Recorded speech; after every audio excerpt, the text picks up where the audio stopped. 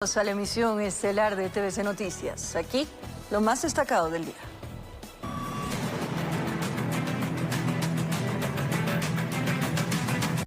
Delincuentes fuertemente armados asaltaron a un grupo de ciudadanos que estaban libando en los exteriores de una licorería en Rodrigo de Chávez, sur de Quito.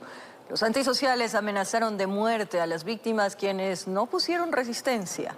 Una cámara de seguridad grabó el trayecto de los pillos. Los delincuentes llegaron en este vehículo negro y chocaron al taxi. Se bajaron armados y sorprendieron a los 5 ciudadanos que estaban en los exteriores de la licorería ubicada en la Rodrigo de Chávez, sur de Quito. Les quitaron las pertenencias, celulares, dinero en efectivo. Hasta persiguieron a 2 de las víctimas varios metros. Todo duró 25 segundos. Y así de rápido como llegaron, se embarcaron en la camioneta y huyeron. Si revisamos la grabación, son una banda de 4 desconocidos, incluido el conductor. A uno de ellos se le ve bien la cara. Ya no le temen a las grabaciones. Acudimos al lugar, pero nadie nos proporcionó mayor información sobre esa novedad. Trabajadores ambulantes explican que quienes se quedan libando en el sitio se convierten en presa fácil de los ladrones. Vienen hasta las 2 de la madrugada, 3 de la madrugada. Vienen todos los taxis a tomar ahí y volvieron a tomar. Le asaltan, le roban y la policía no está presente hace rato. La novedad ocurrió, según la grabación, a las 3:44 de la madrugada. Un problema constante. Quienes tienen sus negocios por aquí están preocupados. No es un incidente aislado. A Laura le robaron a plena luz del día, aprovechando que no había energía eléctrica. Un chico. Lo peor que me contesta el teléfono y creo que quería que aparte de eso de que me robó le dé dinero y de mí mismo. Y sí fue perjudicial porque fue el teléfono de mi local. En el sector, los emprendedores solicitan más controles. A veces vienen por motos, en la parte de acá atrás mismo, una chica, creo que estaba con el celular, pero ahí les arranchó y van en motos, pero a una velocidad que nadie les alcanza. Informó Marilyn Jaramillo. Un laboratorio de droga fue hallado durante un operativo en la ciudadela El Recreo del Cantón Durán. En los allanamientos, 2 personas fueron detenidas con 5 armas de fuego. Este martes, la Policía Nacional del Distrito Durán ejecutó un operativo en la ciudadela El Recreo, en donde se allanaron alrededor de 10 viviendas, logrando encontrar en una de ellas un laboratorio de drogas que utilizaban para el expendio de estupefacientes en el sector. En un sector, las ollas donde cocinan las sustancias estupefacientes para generar dosis, la mezcla que hacen con el bicarbonato de sodio, los elixir que también les ponen en estas microdosis. Posterior a esto, el sistema de embalaje, que pudieron ver cómo van con las grameras, poniendo gramo para realizar el microtráfico. En la vivienda que servía como laboratorio de drogas, también hallaron 4 armas de fuego, logrando detener a una persona. En otra casa fue aprehendido un ciudadano con un arma en su poder. Y en otro de los hogares allanados se encontraron $10.000 sin justificar. Un fusil, 3 armas de última generación, inclusive modificadas para que puedan ser disparadas de forma automática en ráfaga. Con esta intervención se le dio un duro golpe a las bandas criminales en su sistema económico. Cada kilo de droga más o menos genera $60.000 en producción. Entonces estamos hablando de casi más de $100.000 que se encontraba aquí en sustancias. Los miembros del orden seguirán con estos operativos para desarticular a los grupos de delincuencia organizada que tienen sumidos en el temor a los habitantes del cantón ferroviario. Informó Daniel Lalán. Antisociales dejaron un explosivo en los interiores de la camioneta de un juez de garantías penales. Esta alerta se registró en los exteriores del complejo judicial ubicado al norte de Guayaquil.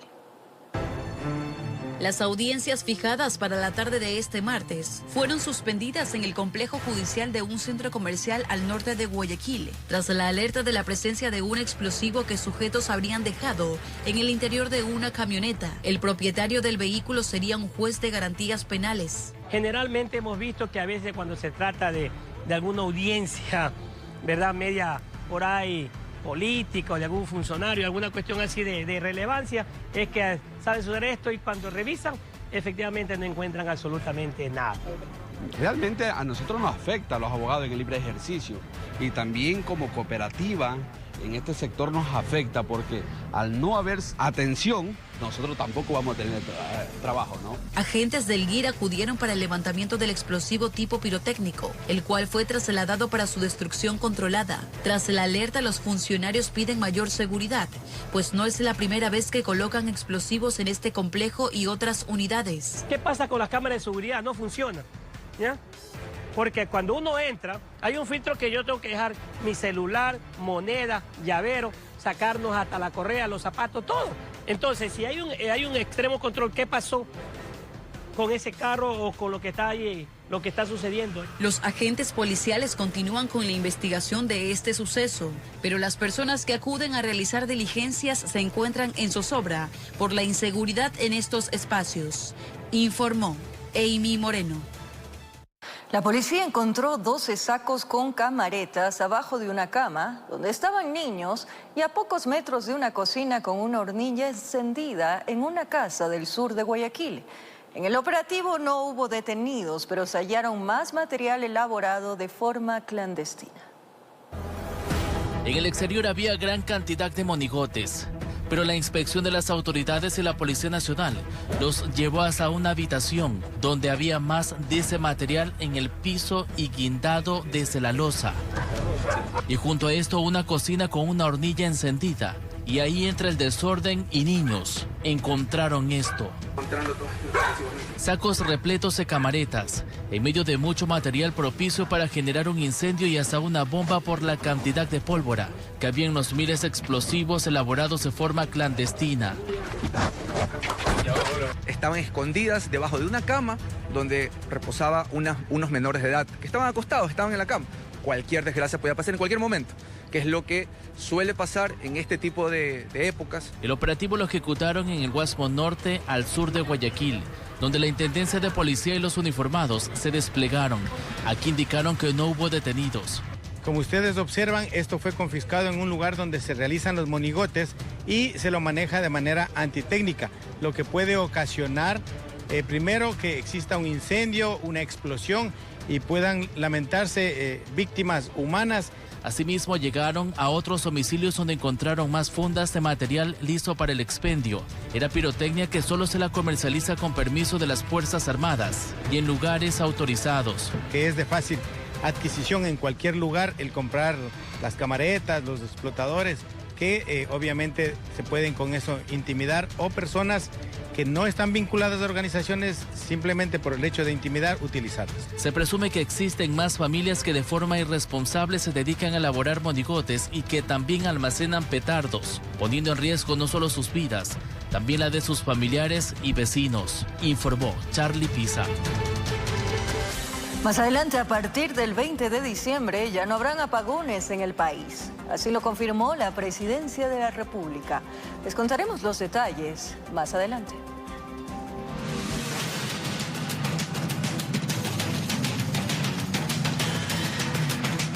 Dos ciudadanos de nacionalidad venezolana fueron detenidos al sur de Quito.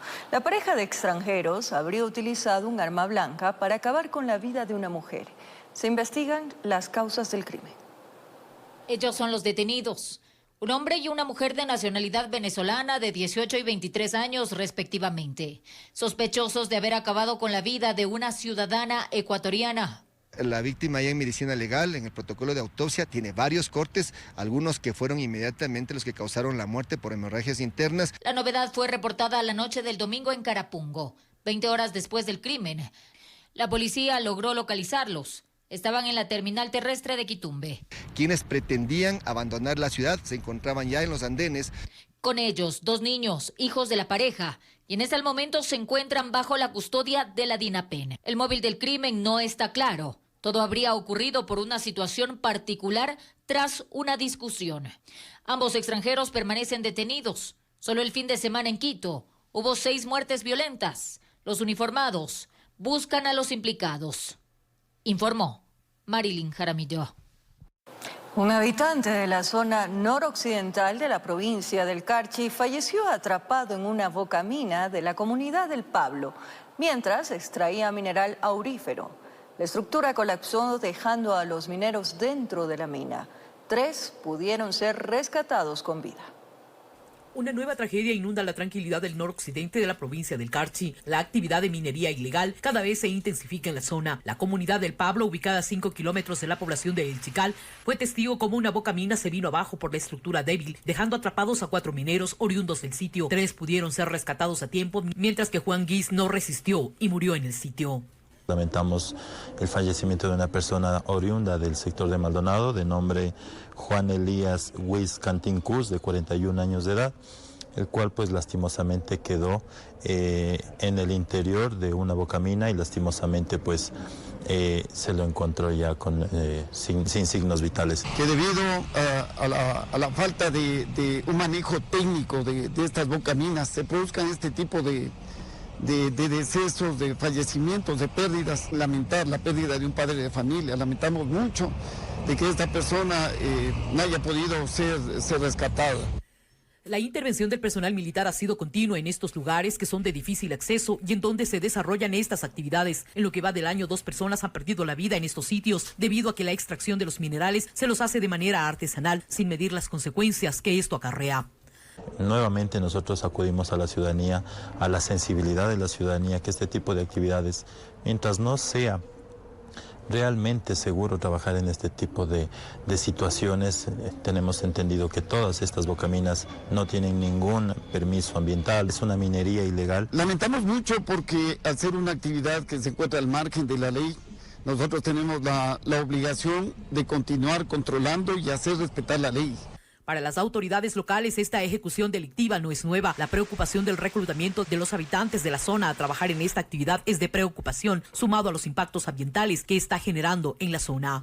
A nivel nacional y a nivel internacional, la minería no es algo que trae consecuencias generalmente positivas, sino siempre van enfocados al tema social, al tema ambiental. No solo perjudica el modus vivendi de la comunidad en el tema social y ambiental, sino también a nivel general. Con cámaras de José Cedeño desde Tulcán, informó Miriam Enríquez. 2 generadores de energía eléctrica con capacidad de 600 kilovatios para bombear el agua hacia los barrios altos de Quito fueron instalados en la capital. Los detalles en breve. Un ladrón ingresó al departamento de una pareja en la ciudadela Kennedy, al norte de Guayaquil. Robó algunos artículos mientras ellos dormían. Los vecinos señalan que pese a la instalación de cámaras y rejas, los delitos se siguen registrando en esa zona residencial. Durante 20 minutos, este delincuente recorrió el departamento en el que descansaban Luis y su esposa. Quedó captado en videos mientras se acomodaba la capucha en la oficina de él y se llevaba algunos equipos. También estuvo en la sala y en la cocina de la pareja, que presume que no escuchó nada por el ruido de un ventilador. Yo estuve alrededor de unos 20 minutos dentro de la vivienda, tiempo para revisar todos. Se llevó varias cosas, celulares, cosas del trabajo, laptops. También se llevó nuestros documentos, míos y de mi esposa, la billetera con toda la documentación. Entonces, el ladrón escaló a las 3 de la mañana por la reja que instaló el vecindario años atrás e ingresó por esta ventana que da a la oficina del afectado. Estaba haciendo unos trabajos ahí y necesitaba que el olor a pintura salga, entonces dejé abierta la ventana y fue un error garrafal, entonces que finalmente provocó en que esa persona vea esa vulnerabilidad en la casa y pueda entrarse. El sujeto, que llevaba 2 mochilas, al escapar habría recorrido toda la calle Unión y Progreso, en la ciudadela Kennedy Norte. Incluso escaló varias paredes y trató de forzar otras ventanas y puertas, pero no consiguió entrar. En este barrio hay más de 20 cámaras instaladas, equipos que han logrado grabar en alta definición el rostro de los ladrones. A pesar de exponerlos en redes sociales, los robos no han parado, pues hay un parque que cuenta con un ingreso peatonal que está abierto durante las 24 horas. Pero aquí ya han robado muchas veces. Han robado en los departamentos, han robado aquí con pistola, han disparado, arranchado. ¿Qué más le puedo decir? Han robado muchas veces. Pese a las cámaras y los cercos. Ay, esa cámara, sí. Ese parque es una desgracia. Informó Carolina Pimentel. Al volver, los ex trabajadores de la empresa Furukawa relataron el calvario que vivieron mientras laboraban bajo condiciones precarias e insalubres. Les tenemos todos los detalles al regresar aquí en Emisión Estado de la República. Al respecto, desde el Colegio de Economistas de Pichincha se sugiere al régimen otorgar al sector productivo créditos blandos a largo plazo y tasas de intereses bajas para que se pueda así recuperar tras los apagones. La noticia llegó a los ecuatorianos en las primeras horas de este martes a través de un comunicado de prensa de la Presidencia de la República, donde se anunciaba que desde el 20 de diciembre no habrá cortes de luz en el Ecuador. La decisión se sustentó en la recuperación de capacidad instalada, que por 10 años estuvo irresponsablemente descuidada, con el mantenimiento y recuperación de centrales térmicas e hidroeléctricas. Suman 696,7 megavatios al sistema eléctrico. Además, tras 14 años de espera y haber generado energía con una capacidad mínima, el proyecto Toachi Pilatón aportará 204 megavatios. A esto se suma la incorporación de nueva generación de energía para el país. Están operativos 100 megavatios de generación firme flotante y entre diciembre y enero se añadirán 501 megavatios más. Así también la compra de energía a Colombia. Las negociaciones se retomaron luego de conversaciones y acuerdos en beneficio de ambas naciones y finalmente la mejora de las condiciones meteorológicas. El presidente Daniel Noboa, en El Oro, se refirió al tema. Este año que ha sido lleno de retos, hemos tenido retos climáticos, hemos tenido incendios, hemos tenido un conflicto armado interno y para rematar pues nos dejaron hecho la casita desde el gobierno anterior en el tema eléctrico que nos tocó resolver a nosotros. Y ya la próxima semana saldremos de este problema. Víctor Hugo Albán del Colegio de Economistas de Pichincha sugiere un beneficio al régimen que podría aplicar para mitigar los efectos por los cortes de energía eléctrica. Tenemos nosotros, por suerte, créditos que son de tipo blando, como son los del Fondo Monetario Internacional, que pueden inyectarse y capitalizar al BID, digamos, a Ban Ecuador y a la Corporación Financiera, que en este rato deben dar créditos blandos. ¿Qué significa créditos blandos? A largo plazo y con una tasa de interés que sea pagable, que no supere a la tasa interna de retorno de los negocios, de las pequeñas empresas. Entonces, ya eso depende de una política pública que debe emitir el presidente de la República. Anuncio que sin duda en más de un ecuatoriano genera expectativa, informó Héctor Romero. 2 generadores de energía eléctrica con capacidad de 600 kilovatios para bombear el agua hacia los barrios altos de Quito fueron instalados en la capital.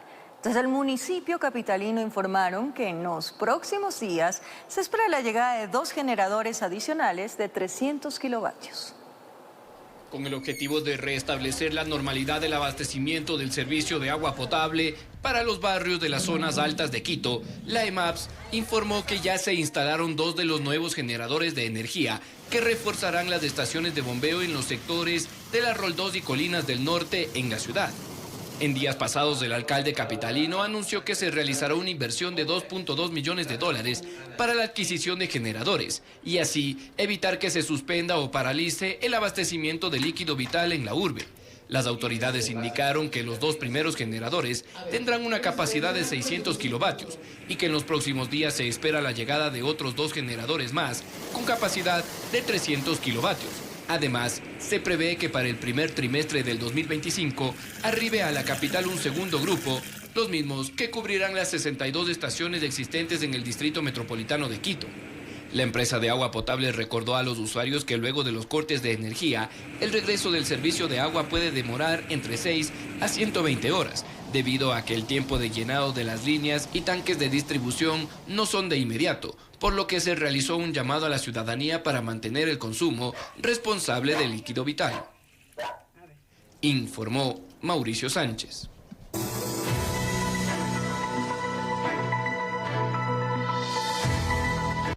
En segundo debate del Consejo Metropolitano se aprobó el presupuesto general del municipio para el año 2025, con una reducción significativa en comparación al año 2024. Sin embargo, desde el Cabildo aseguran que esta reducción no representa una afectación a la inversión social ni a las obras que se ejecutan en la ciudad. 1.002 millones de dólares será el presupuesto del municipio de Quito para el año 2025, que se aprobó en segundo debate del Consejo Metropolitano con 12 votos a favor y 9 abstenciones. Es una herramienta de política pública importante. ¿Por qué? Porque protege la vida de los quiteños y quiteñas. ¿En qué? Aumentando los servicios sociales, incrementando su valor en 1.3 millones en el sector social. Cuando hablo de sector social, estoy hablando de inclusión social y su brazo ejecutor, que es el patronato. De ese total, el 55% se destinará para gastos de inversión y el 39% en gastos corrientes. Hacer un llamado a los gerentes, secretarios y administraciones, poder establecer una lógica de que cada uno de los funcionarios municipales tengan funciones claramente establecidas con el objeto de que se vea materializado en bienes, obras y servicios de calidad para los que vivimos en Quito. Lo que llama la atención de los ediles es que los gastos de inversión, es decir, para obras, representa una reducción de alrededor de 6 millones de dólares a diferencia del año 2024. Es decir, lo que estamos haciendo es engrosando posiblemente al personal del municipio y las unidades ejecutoras solamente van a tener para gastos de inversión. Y al aumentar el gasto corriente, que son básicamente sueldos y salarios, significa que vamos en detrimento de la inversión, que son obras y servicios para Quito. De las observaciones enviadas en el primer debate, se logró rescatar 4.1 millones de dólares para el sector social, que incluye educación, cultura y salud. Tienen que brindar un tema de justamente fortalecer el proceso educativo de menores y obviamente de infancia y de educandos. El tema de salud es importante por cuanto se constituye en una lógica de salud preventiva permanente. Pero que también es importante y se ha continuado y se ha discutido ampliamente. Después de tener una de las tasas de desempleo más bajas, que llegan al 9.4%, de tener una desaceleración económica, es poder motivar la producción y el empleo en Quito. Por eso el 15% de incremento a este sector económico y productivo. Sin embargo, para Grace Rivera, secretaria general de Planificación, esta reducción no representa una afectación a la inversión social ni a las obras que se ejecutan en la ciudad. Nosotros estamos destinando para obra, no espacios presupuestarios que solo sirven para amortizar anticipo, que son los 72 millones. Informó Ailis Morán.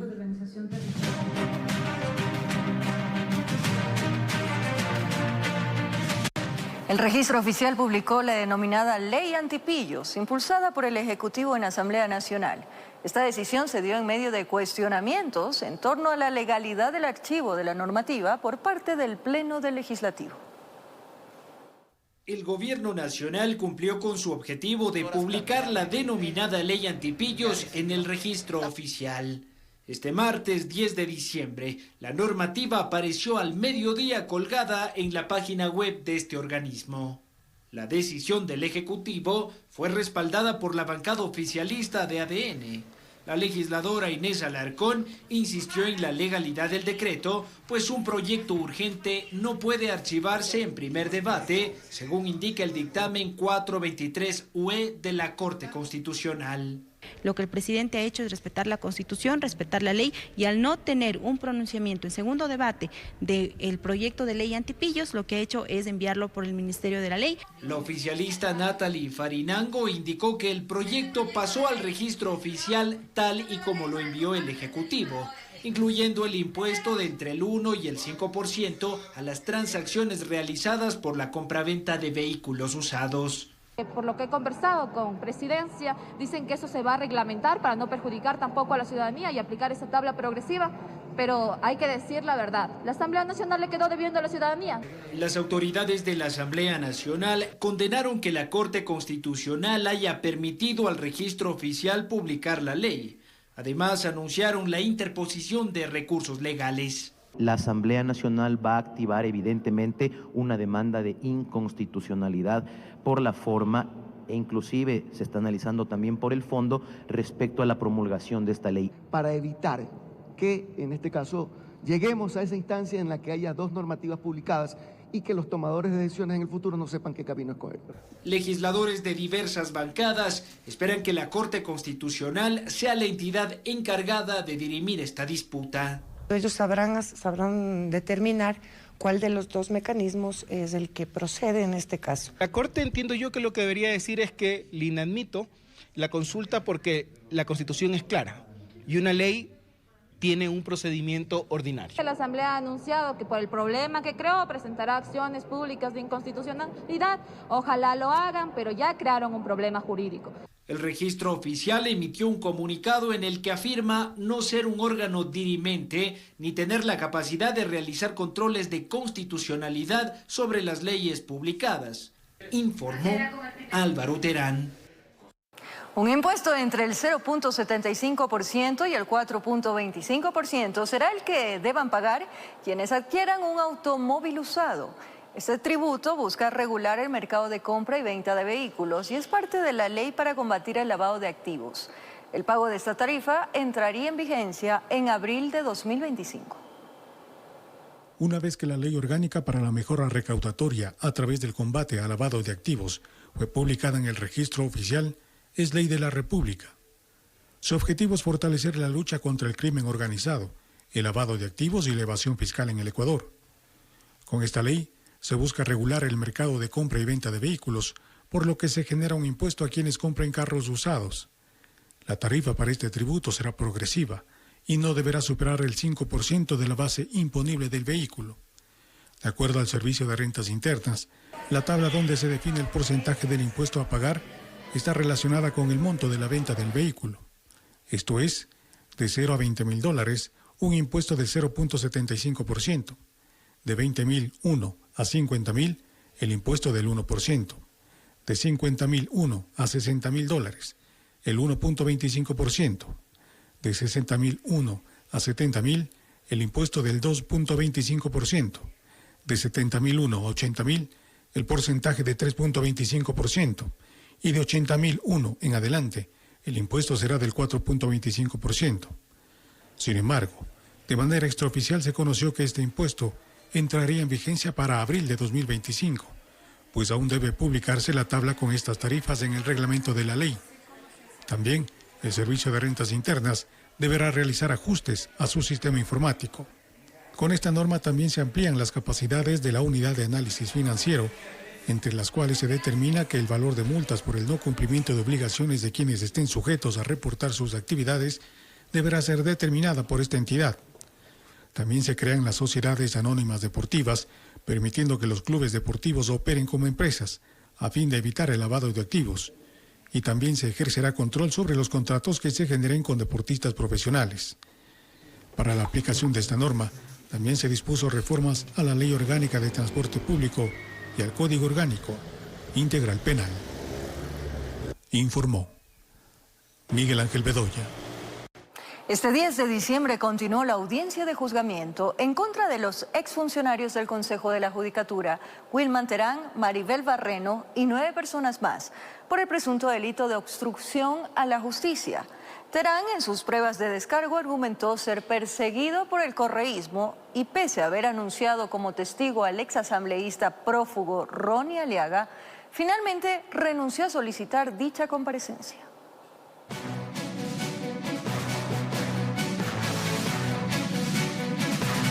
Este 10 de diciembre se cumplió una nueva jornada dentro de la audiencia de juzgamiento en el caso Independencia Judicial, donde Wilman Terán, Maribel Barreno y 9 personas más son acusadas del delito de obstrucción a la justicia. El tribunal, conformado por los jueces Olavo Hernández, Hernán Barros y Fernando Cantos, reinstalaron la audiencia para conocer las pruebas de descargo por parte de los procesados. El primero fue el expresidente de la Judicatura, Wilman Terán.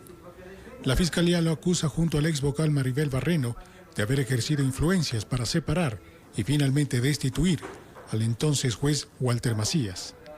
Para ello, el Ministerio Público presentó 22 testimonios y 40 pruebas documentales. En su presentación, Terán señaló que para llegar a ser designado como titular de la Judicatura, recibió el apoyo de asambleístas del Partido Social Cristiano y de consejeros del Consejo de Participación Ciudadana y Control Social. Dentro de la audiencia, Terán solicitó que el juez Cantos, quien es parte del tribunal, sea separado de este caso, al considerar que está contaminado por haber recibido testimonios anticipados en otro caso, en el que también Terán es procesado. Nos referimos al caso Pantalla. Sin embargo, su pedido de recusación fue negado. Pese a que en principio, Terán había anunciado que convocaría como testigo al ex asambleísta prófugo de la justicia Ronnie Aliaga, finalmente renunció a este pedido. Mencionó también que al haber sido parte de los casos en los que estaban involucrados personas afines al correísmo, habría sufrido persecución por parte de esta organización política. La audiencia fue suspendida, pero continuará este 11 de diciembre a las 8:30, donde las defensas de los procesados continuarán presentando sus pruebas de descargo. Informó Miguel Ángel Bedoya. Los ex trabajadores de la empresa Furukawa relataron el calvario que vivieron mientras laboraban bajo condiciones precarias e insalubres. La empresa fue acusada de ocultar relaciones laborales mediante contratos de arrendamientos de tierras y por ello deberá pagar una indemnización por más de 41 millones de dólares.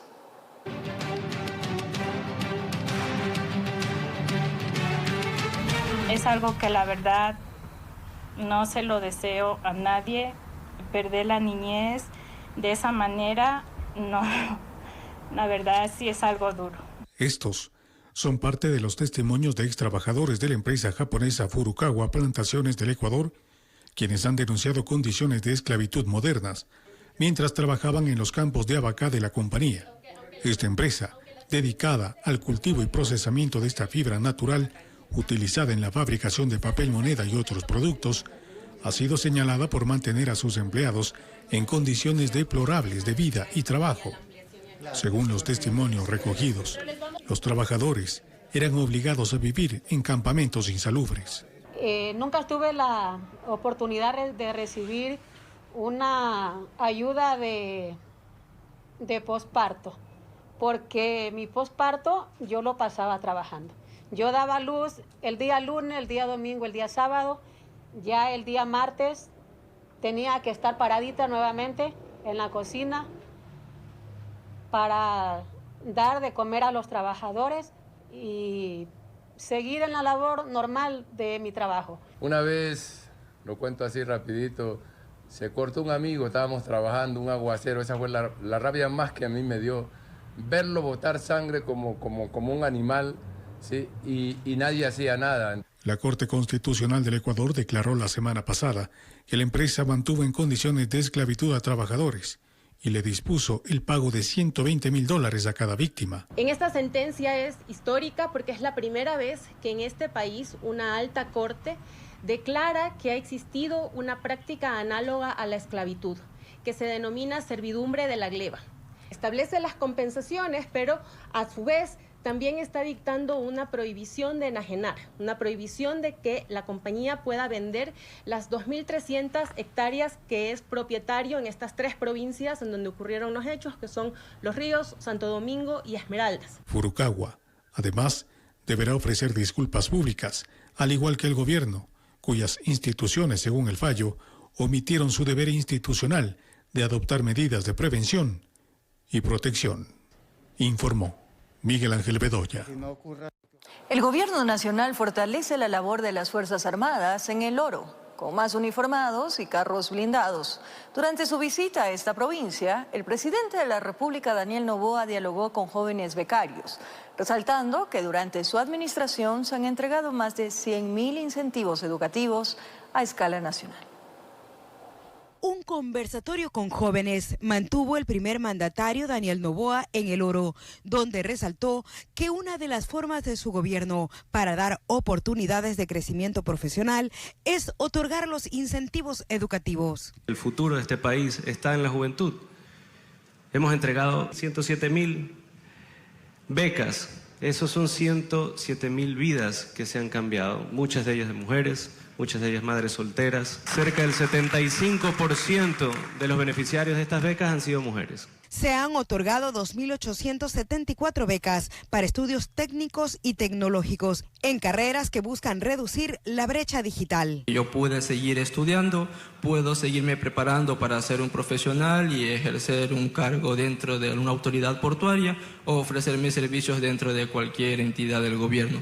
En Machala, además, el jefe de Estado ejecutó acciones para proveer a las Fuerzas Armadas herramientas que sean utilizadas para el combate de los grupos de delincuencia organizada.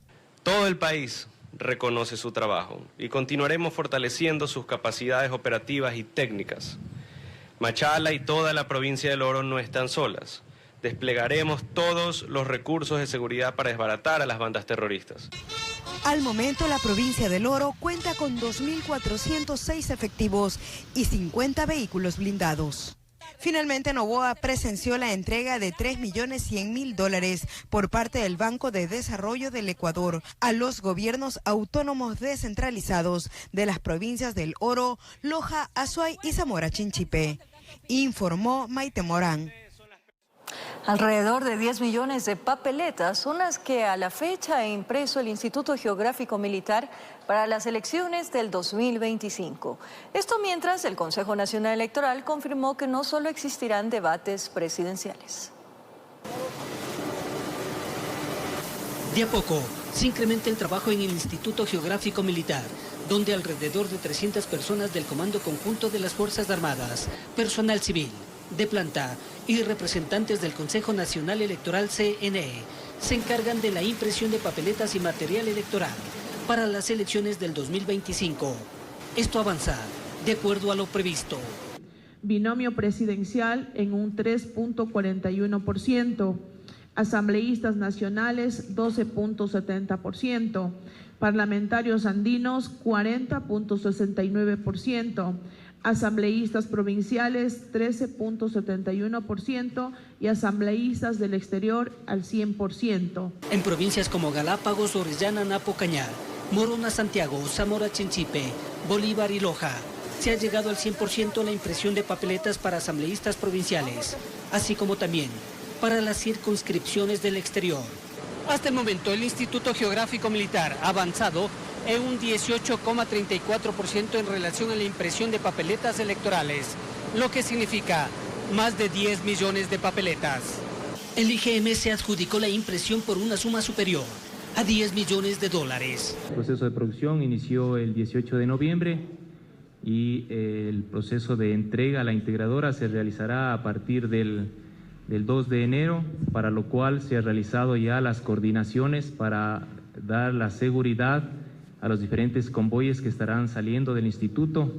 En esta visita técnica, Diana Tamaín, presidenta del máximo organismo electoral, confirmó que no solo habrán debates presidenciales. Vicepresidenciales, primera vuelta, Ciudad de Guayaquil, la fecha sería el 12 de enero.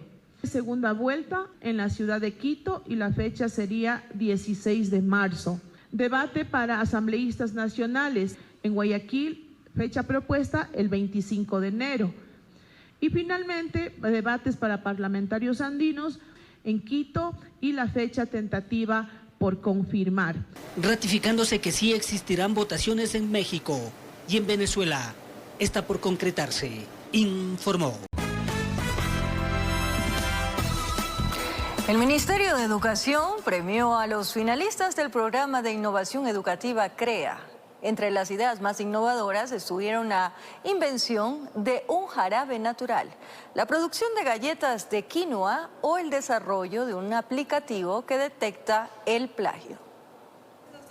Fueron 22 delegaciones de colegios de varias ciudades del país las que llegaron a la capital para presentar sus proyectos innovadores. Impulsados desde la creatividad de los estudiantes, fueron desarrollados por más de un año en las aulas, reflejando el acercamiento que los jóvenes tienen con sus comunidades. El proyecto se lo trabaja durante todo el año lectivo. Nosotros le regalábamos a los docentes la cajita de cartón y dentro estaba, primero iniciamos con Laura el Guerrero. Entonces, en esas hojas en blanco, ellos nos entregaban al final lo que habían construido. Por ejemplo, los niños pequeños nos entregaron hartísimos dibujos. Como docentes somos las personas encargadas de impulsar cada una de las ideas que los chicos tengan. A veces ellos lo manifiestan como una idea loca dentro del aula de clases, pero depende de los docentes darles las herramientas necesarias para que esas pequeñas ideas se vuelvan grandes proyectos. El concurso de innovación educativa CREA viene desarrollándose desde el 2018 y reconoce el talento e ingenio de los jóvenes para plasmar lo aprendido en las aulas en un producto o proyecto beneficioso para la sociedad. Y de esa manera, desde el Ministerio de Educación, fomentamos su aprendizaje y justamente esta feria tan maravillosa, la Feria CREA, fomenta la innovación, fomenta los proyectos de STEM a través de la ciencia, tecnología, ingeniería, matemáticas. Para esta edición participaron 221 postulantes de varios colegios públicos, privados, fiscomisionales y municipales a escala nacional. Las autoridades destacaron que varios de los proyectos han ayudado a visibilizar las necesidades de sus sectores y lo importante de fomentar estos proyectos desde los niveles formativos. Porque los chicos lo que hacen es idear proyectos a base de problemas identificados en sus territorios, con toda la pertinencia y enfoque de derechos que en este momento nos exige el mundo contemporáneo. Gracias a los materiales que constan en nuestra institución y al área de ciencias fue que se formuló este medicamento como una simple idea al principio, pero después fue agradándose más y así se mezclaron las otras áreas técnicas y se pudo completar el proyecto. Los ganadores recibieron un tour a Galápagos auspiciado por una empresa privada para que vivan la experiencia de conocer el aeropuerto ecológico de las islas y las prácticas sostenibles que en el archipiélago se desarrollan desde los niveles secundarios, informó Mauricio Sánchez. La declaración de bienes tributables y dinero en efectivo para viajeros quienes ingresen o salgan del país se puede realizar ahora también en línea. El SENAE habilitó la obtención de un código QR que puede ser presentado en los controles aduaneros del país. Los pasajeros que ingresen o salgan del país de forma aérea ya pueden llenar el formulario de registro aduanero FRA completamente en línea. Esto es gracias a una actualización por parte del Servicio Nacional de Aduana del Ecuador, SENAE, que busca modernizar sus sistemas para luchar contra delitos como el lavado de activos o la evasión fiscal. Este formulario es un requisito obligatorio para aquellas personas que ingresen o salgan del país con dinero en efectivo igual o superior a $10.000 o que tengan en su poder bienes tributables. Para acceder al formulario en línea, usted deberá ingresar a la página web del Servicio Nacional de Aduana del Ecuador. Después debe dirigirse a la pestaña de Servicio Ciudadano y seleccionar la opción para viajeros, Formulario de Registro Aduanero. Dando clic en esta opción se nos despliega una nueva página donde debemos crear una cuenta a través de nuestra identificación y una contraseña. Una vez logueados en la página debemos seleccionar el tipo de formulario, de ingreso o salida del país y llenarlo con nuestros datos personales y la declaración de bienes o dinero en efectivo según corresponda. Esto nos permitirá tener acceso a un código QR que se deberá presentar en los controles aduaneros del país. Para que este procedimiento sea efectivo, es importante mencionar que debe llenar el formulario 3 días antes de su viaje. La otra opción para declarar bienes o dinero en efectivo es llenar el FRA de forma manual, como se ha venido haciendo hasta ahora cuando solicite el formulario en los servicios migratorios del país. Sin embargo, de acuerdo al SENAE, el formulario en línea será obligatorio desde el 29 de julio del 2025 y desde esa fecha solo se podrá realizar esta declaración de forma digital y ya no física. Informó Edwin Benalcázar.